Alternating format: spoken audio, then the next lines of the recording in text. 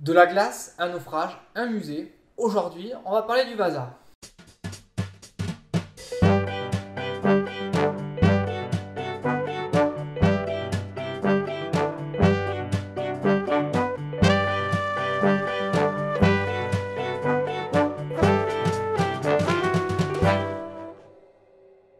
Alors aujourd'hui, je vais vous raconter une petite histoire, hein. Ça va être court, mais c'est l'histoire, je pense, du plus grand naufrage que l'on ait connu.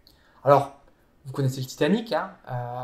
Là, je pense il y a moins de morts, mais en termes de fail, on est assez haut. On est assez bien placé, hein. Gustave Adolphe, né en 1611 et mort en 1632, est au pouvoir.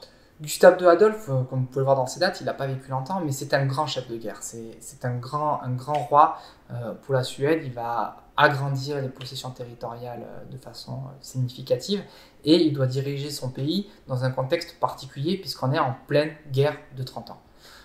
Les guerres de 30 ans, donc, qui ont lieu de 1618 à 1648, sont des guerres de religion qui agitent l'Europe, donc entre protestants et catholiques, qui sont la conséquence de la réforme et des fameuses thèses de Luther. Bon, bref, je ne rentre pas dans les détails, c'est pas notre histoire.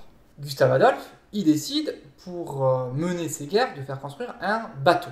Un bateau, et pas n'importe lequel, un 3-mâts. Un magnifique 3-mâts, 69 mètres de long, 64 canons, un bijou.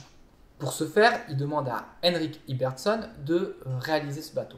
Henrik Ibbetson meurt pendant les travaux, mais malgré tout, eh bien, le Vasa voit le jour en 1628. On est donc le 10 août 1628, Gustave Adolphe n'est pas là, il est en train de faire la guerre en Pologne, mais c'est le jour de l'inauguration du bateau.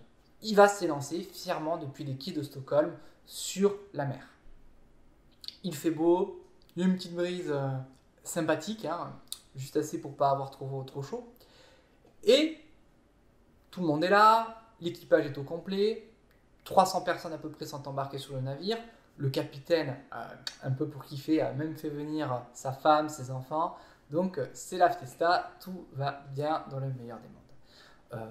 On finit d'inaugurer le bateau, tout l'état-major est là, ravi. C'est quand même un bateau particulièrement beau. C'est vraiment un bateau magnifique, avec des sculptures, une merveille de conception. Et le voilà parti, donc il s'élance fièrement sur les flots. Quand tout d'un coup, enfin non, pas du tout d'un coup, hein, en fait, il y a un petit coup de vent, une petite brise, et le bateau chavire, sous la consternation de tout le monde. Il a à peine fait 300 mètres que le voilà tout simplement en train de couler. Alors, qu'est-ce qui s'est passé? C'est l'incompréhension, hein. Comment le navire amiral de la flotte suédoise, qui n'est pas un petit pays à l'époque, peut, au bout de 300 mètres, couler comme une enclume? Eh bien, il a été mal conçu, entre guillemets. Il est un point trop haut et on a mis trop de canons. Donc, c'est pas vraiment la conception, c'est un peu les deux. C'est-à-dire que on a fait, la ligne de flottaison est trop haute, on a mis trop de canons, du coup, il est beaucoup plus sensible au vent, et le fait qu'on n'ait pas fermé les sabords fait que l'eau s'engouffre dans le bateau et le bateau coule. Sur les 300 personnes, on va quand même compter 50 morts. Donc c'est quand même un peu con, hein, surtout qu'ils n'étaient pas très loin du bord. Donc c'est un peu dommage. Et voilà, et ça signe la fin du bateau le plus important de la flotte suédoise en 1628.